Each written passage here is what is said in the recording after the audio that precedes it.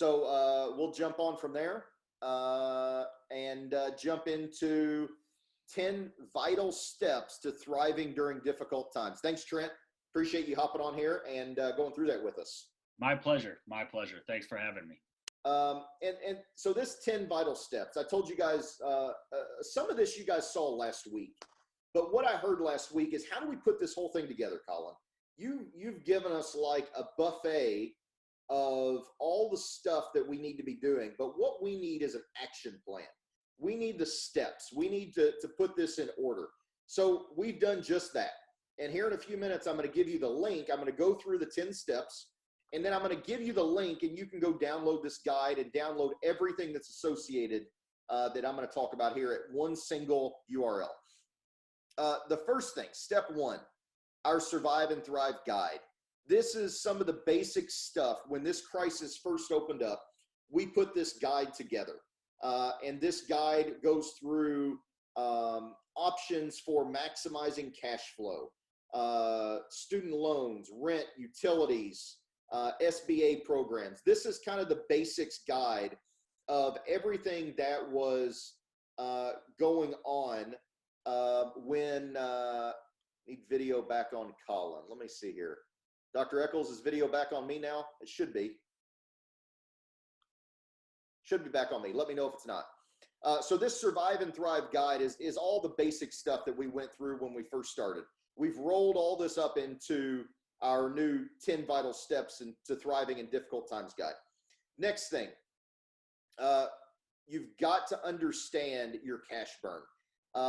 This calculator that we made available to you last week, we're giving this away again this week. I'm going to send you the link here in a few minutes, and you'll be able to go in. Cash, seeing a blank video for Trent. Let me see here.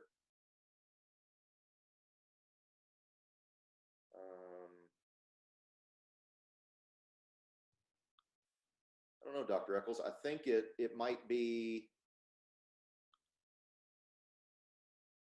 How about now? Did that fix it? I spotlighted my video. I don't know if that's the right feature to click on here. There we go. Perfect. Cash to your practice is oxygen. You can go 2 minutes without oxygen, or 3 or 4 minutes maybe if you're really good. If you run out of cash, you run out of business. So you've got to understand your cash burn. And understanding your assumptions. What are all the things that you have assumed you know? And make sure you quantify that.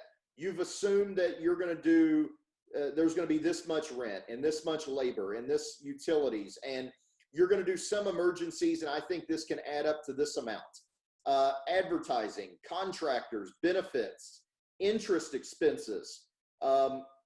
Here's some of my other expenses, meals and entertainment, and oops, I pulled out the company credit card and swiped it, and that might have been a personal expense type stuff.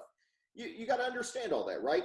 This cash burn calculator will put it into financial quantifiable terms in a very visual way for you. Realize with this, perfection is the enemy of progress. The faster you get in here and start putting in your numbers, your beginning numbers, and laying out your budget, the faster you're going to be able to iterate through this and constantly be adjusting where things are at. But you've got to understand where your cash situation is at. And depending on how much dry powder, if you want to call it that, cash on the sidelines you have, this may be more important or less important to you. If you don't have a lot of dry powder on the sidelines that you can invest if you need it, this is maintaining your cash is critical, because once you spend it, it's gone forever.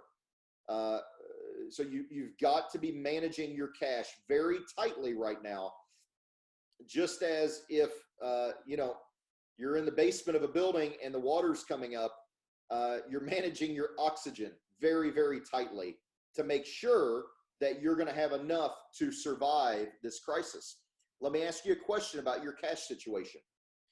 If this crisis went on for 6 months instead of 3, what would you do differently? I don't ask you that question because I think it's going to go on for 6 months. I ask you that question to challenge your assumptions. You've, like I have, probably made assumptions that this thing's going to last for so long and it's going to be so bad. And then coming out of this, there's going to be a ramp up period, a slingshot, and you've made all these assumptions around how you think it's going to be. And I think if this crisis has proven anything to us, it's proven one thing, and that is everything we think we know is very likely to be wrong. That has shown us to be the case overwhelmingly. So if I'm going to challenge your assumptions and say, what if this goes on for 6 months instead of 3? How would that change the decisions you're making today? If I said to you, what if this was on for 3 and then it turned off for another 3 months at the end of the year? How would that change the decisions you're making right now? And I think going through, we don't need to plan for Armageddon here. Armageddon is unlikely. Zombie apocalypse is equally unlikely. But there are a number of scenarios that I think we need to think about as we're going through this, and cash is king. Step 2, SBA loan strategy updates. I've promised you guys an update on the SBA loan stuff. We've got doctors that are getting funded this week. The Paycheck Protection Program loans have been approved, and we've got doctors that are getting funded. Now, this depends. If you're at Wells Fargo, which shut applications down for a little while, I'm being told BB&T, Truist Bank, if you're on the East Coast, there's loans coming through for them. I've got verifications from several smaller regional banks that loans are being funded. Overwhelmingly right now, it seems like the big banks are slower to get loans funded than some of the smaller banks are. And I think that comes down to the automation that some of the big banks have had to build because of their scale, and the small banks have just processed them by hand and they've gotten them done faster. I also want to touch on the timing strategy. You get forgiveness 8 weeks from the day you originate the loan or get funded. There's no forgiveness penalty if you rehire your people by June 30th. So if you can plan to get this loan funded May 1st, then Dr. Griffin just got funded. Fantastic. Glad to hear it. If you can get this in a perfect world, the latest date you want to get this thing funded is May 1st. And then you have time to rehire all your people within the forgivability window. You can go later if you want, but you're not going to get the forgivability benefit of that. I think right now it's reasonable to say that most areas are going to open back up in May. This is today's projection. It might change. This is how I'm feeling about this right now. Dr. Roush brings up a great point that he's not looking at the forgivability. He's looking at this as a 1% loan for 2 years. I think that's a great way of looking at this. This is a gift. You can't get money at 1% anywhere else in the world at any time, hardly. And many of you on here will remember the days of 17 and 19% interest back in the early 80s. That was crazy.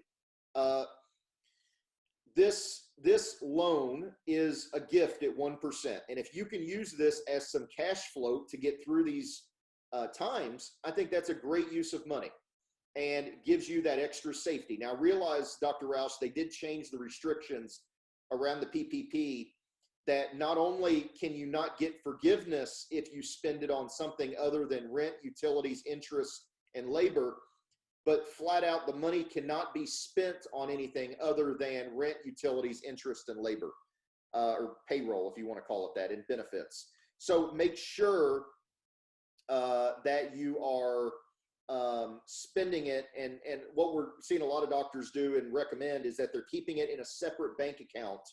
That way they're just making a finite number of draws from it that are all verified for the forgivability portion. I think there's going to be some hoops to jump through, and the cleaner and simpler it is, if it's as simple as opening another bank account and there's just a draw back and forth, I think that makes it really, really simple. Additionally, I want to give you all some new information. I'm going to lead off with a disclaimer. I'm not an attorney and I'm not a CPA, but I've talked to hundreds and hundreds of bankers and experts.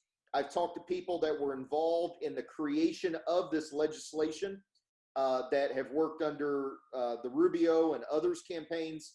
And I think I bring some information to the table that maybe you guys aren't getting from some other sources.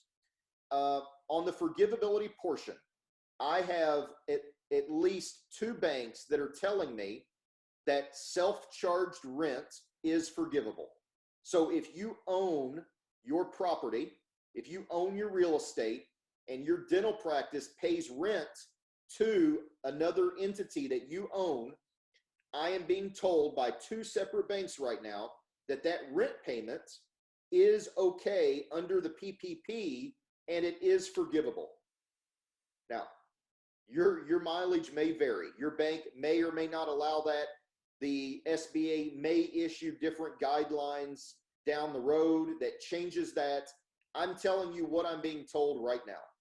I would definitely take a strategy of including a lot of expenses out of that SBA loan and making sure you have overspent. If your goal is to maximize forgiveness, I would make sure to overspend. We've already seen the regulations change significantly from draft to final legislation to passing to guidelines revision 2.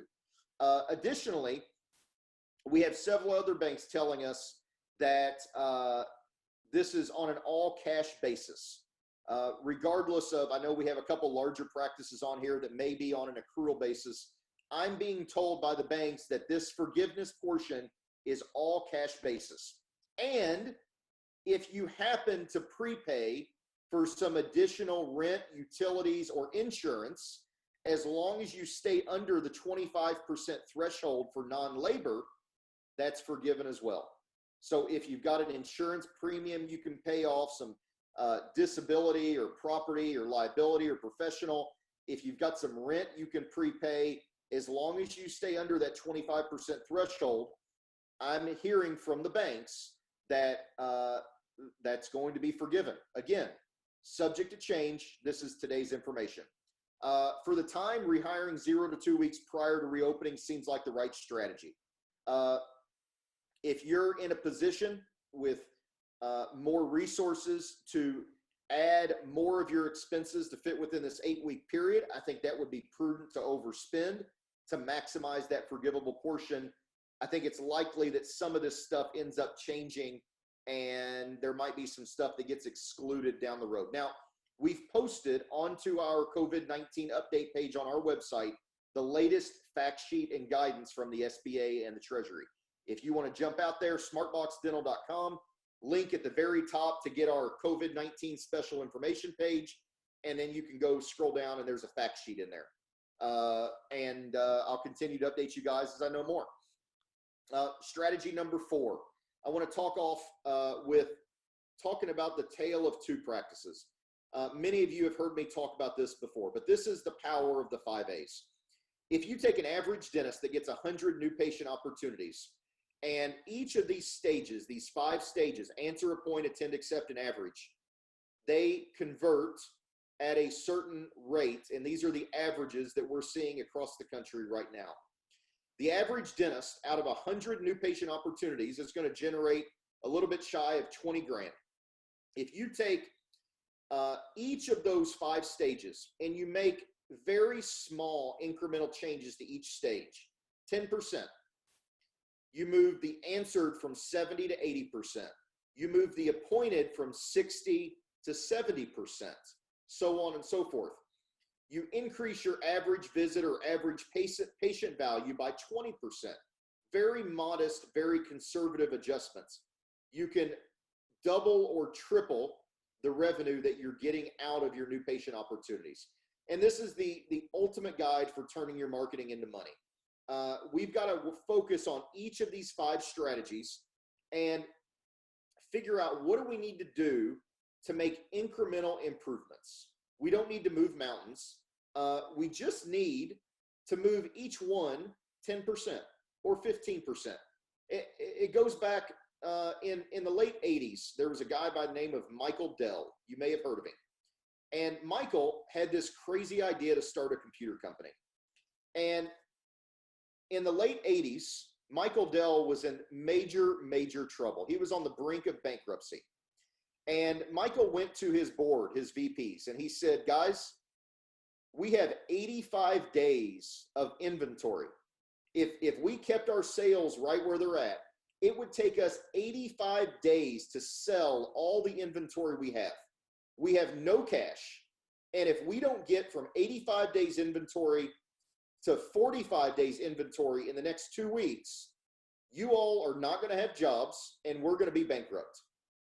And his whole board, his VP said, oh my God, Michael, it can't be done. We can't go from 85 days inventory to 45 days inventory in 2 weeks. And Michael said, well, you just got to go figure it out. Go do it. And they came back and they said, okay, we couldn't get from 85 to 45, but we got from 85 to 60. And Michael said, great, you've bought us another 2 months. A month later, he comes back and he said, guys, we're at 60 days inventory. We need to get to 30, and we need to do it in the next 30 days. How can we do this? And his whole management team says, oh my gosh, Michael, you're crazy. It can't be done. It's not possible, right? And he said, well, just go figure it out and come back. And they went from 60 to 46 days of inventory. Does anybody, and this process went on and on and on. And does anybody know how much inventory Dell holds right now at this very moment? Does anybody want to take a guess? Jump in the chat box if you want to guess what Dell's inventory is right now. Anybody want to take a stab at it? I think this is a great story because this is incremental improvement at its best. Right now, Dell has about, yeah, good guess, Dana, 5 days. I'll give you the answer. 15 days, 10 days. Yeah, great guesses. 10%, 10 days, yeah. Right now, Dell has 15 minutes of inventory. 15 minutes. Let that sink in for a second. 15 minutes of inventory. It's an incredible story of incremental improvement. And when you place an order with Dell has subcontractors and wholesalers that sell them equipment that are located on their campus in Austin. And when you place an order, they then order from one of their wholesalers, and some dude in a truck drives across Dell's campus that they pay rent to Dell for, by the way, and they deliver it to Dell, and Dell assembles it on the spot and ships it to you. 15 minutes of inventory. And this is what you have to do in your practice. We don't need to go from 85 days to 15 minutes overnight. We just need to consistently make small improvements, and before you know it, you'll be a rock star. And you've got to have the data in place, of course, to be able to see this. And a lot of practices we talk to don't have the data, and I'm going to show you how to get the data. We optimize on what's called the dentist performance framework, and there's 5 parts to our framework. We're going to give you the guides. We're going to give you the evaluations to all this tonight. The guide, the evaluation, and the money funnel calculator I'm going to give to you. I'm just going to talk about it a little bit right now, and then I'm going to give you all the stuff at the end, and you guys can take it and implement it and execute on it, and it's going to make a tremendous change in your practice. As a marketing agency, which is kind of the core of what we started out doing, we can make phones ring. But at the end of the day, if we're not really driving growth in a practice, we've got to look across the entire performance of the 5 core areas. It's not just about more leads and more patients. More and better patients, increasing patient value, retaining those patients, making sure the back door is not wide open. How do we grow profits, and how do we build a motivated and productive team? We've been doing this longer, and that's why we continue to innovate towards this. And these are the 5 keys to practice growth. The practices that are focused on these additional areas are going to get a better ROI and end up having more profit to reinvest in the business. Remember, I talked earlier about practices that have 35 or 40 or 50% labor as a percentage of their collections. If you don't have the money to pay your A players, you're going to lose your A players. The A players are going to go where they're most appreciated and best compensated. And you've got to have a profitable strategy for your people that retains your best players. Because every time you lose people or your team is unmotivated, Anybody want to raise their hand and tell me you've ever lost great people or you've ever had somebody on your team that was unmotivated? What did it cost you? It cost you dearly. It cost you gray hairs. It cost you stress. It cost you money. I've got an expression at SmartBox. Anytime there's drama, I've made a point to my leaders. Anytime there's some kind of drama or some kind of stuff going on, I just pull out my checkbook and I say, what's this going to cost, guys? What's the cost of dealing with this? And I don't say that as if there's a blank check to write. I say that to shine the light on the real problem here. We've got some of our best minds sitting around a table working on a problem. And what is really the value of solving this problem? If we don't solve this problem, what's the check you're going to have to write? And if we do solve this problem, what's the check you're going to have to write? Let's get real clear on what this drama does to us and people turnover and all that stuff. And let's just fix it. It's not that hard to fix. Which of these areas do you feel like you're doing best in? This will be the question you need to ask yourself. You don't need to pick all 5 areas. Pick 1 or 2. Just as, you need to focus on incremental small improvements here. Pick 1 or 2 areas here that you think are the best opportunity for you to increase, for you to grow in. When you can focus on 1 or 2 areas, focus is going to increase your power. When you can attract more and better patients, you're going to attract the right patients, establish expert status, build a team-driven practice that's motivated and accountable. Leverage the 5 A's and the money funnel to make sure that you and your team have clarity on what the outcomes you're trying to produce are, because you're focused on the metrics that matter. And the office that focuses on this for 5 years versus 1 year is going to be exponentially better. And when you get to consistently work on these things and you're consistently going through these cycles, it's that incremental improvement. It's the Michael Dell story. You're going to look back after focusing on this for 2 or 3 years and you're going to go, holy cow, we have 15 minutes of inventory now. How did we do that? And you'll start to see it was those 10% improvements. It's compound interest. It's like looking back on your investment accounts.